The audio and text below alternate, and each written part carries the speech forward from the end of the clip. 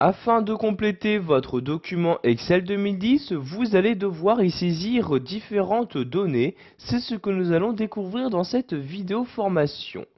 Donc tout d'abord, sachez que vous pouvez insérer différents types de données, que ce soit des chiffres ou encore des lettres. Donc pour pouvoir insérer une donnée dans une cellule, vous devez tout d'abord sélectionner la cellule en question. Donc par exemple, si je souhaite insérer une donnée dans cette cellule-ci, je clique tout d'abord dessus pour la sélectionner. Une fois celle-ci sélectionnée, je vais enfin pouvoir saisir la donnée que je souhaite. Donc par exemple ici, insérer mon nom de famille, je mets donc ici Moreau. Donc je l'écris donc à l'aide de mon clavier. Donc vous voyez, j'ai pu insérer donc les différents caractères. Sachez que vous pouvez à tout moment éditer donc cette saisie. Donc par exemple, vous déplacez ici, par exemple, je reviens ici avant le R, je fais un retour arrière. Donc vous voyez, je peux sans aucun problème effacer ou encore rajouter différents caractères. Donc vous voyez, je rappuie ici sur la touche R de mon clavier pour l'insérer à nouveau donc dans mon mot.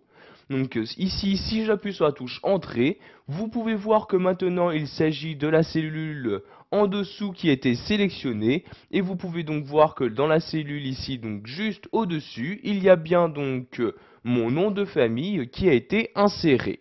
Si maintenant je souhaite ici insérer mon prénom dans cette cellule-ci, je clique tout d'abord dessus pour la sélectionner. Et j'insère de nouveau en utilisant mon clavier la donnée que je souhaite. Donc par exemple ici j'écris Albert comme ceci. Je reclique ici sur cette cellule-ci pour la sélectionner et pour y insérer ici une autre donnée. Donc par exemple ici cette fois-ci une donnée numérique. Je vais y mettre mon âge. Donc ici vous voyez 20 ans. Donc je pouvais mettre des espaces. Ici rajouter des lettres. J'appuie sur la touche Entrée et voyez donc que ma donnée a bien été sélectionnée, donc saisie dans la cellule souhaitée. Vous pouvez à tout moment modifier le contenu d'une cellule. Donc par exemple ici, si je souhaite modifier le nom de famille, je clique ici sur la cellule et je peux ressaisir, toujours à l'aide de mon clavier, un nouveau nom de famille. Donc par exemple ici Robert. Et voyez donc que l'ancienne donnée a été totalement écrasée. Donc j'appuie sur la touche Entrée et voyez le nom de famille a bien été remplacé. Donc maintenant, nous allons voir qu'il est possible de répéter le contenu sur plusieurs cellules.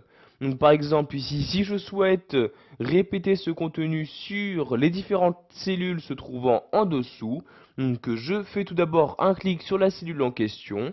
Une fois ma sélection de cellules faite, vous pouvez voir ici donc ce rectangle noir qui apparaît tout autour. Vous allez vous rendre tout en bas à droite de celui-ci et cliquer sur le petit carré.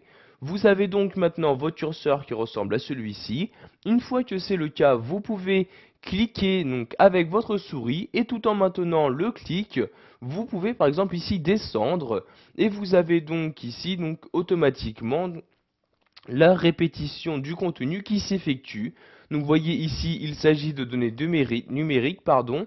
Donc automatiquement, il y a une incrémentation d'effectuer. Donc je lâche le clic de ma souris et vous pouvez voir donc que le contenu a bien été répété. Vous pouvez faire de même par exemple ici pour le mot Albert. Je sélectionne la cellule, je me rends en bas à droite, donc ici dans cette partie-là, je clique, je maintiens le clic de ma souris et je descends ici. Et vous pouvez voir donc sur toutes les différentes cellules sélectionnées, le mot Albert sera donc répété. Donc je lâche le clic de ma souris et vous pouvez voir qu'un même mot a été répété sur plusieurs cellules en très peu de temps. Voilà, vous savez maintenant comment saisir des données dans votre document Excel 2010, qu'il s'agisse de chiffres ou encore de lettres. Vous avez également appris à répéter le contenu d'une cellule sur une ou plusieurs autres.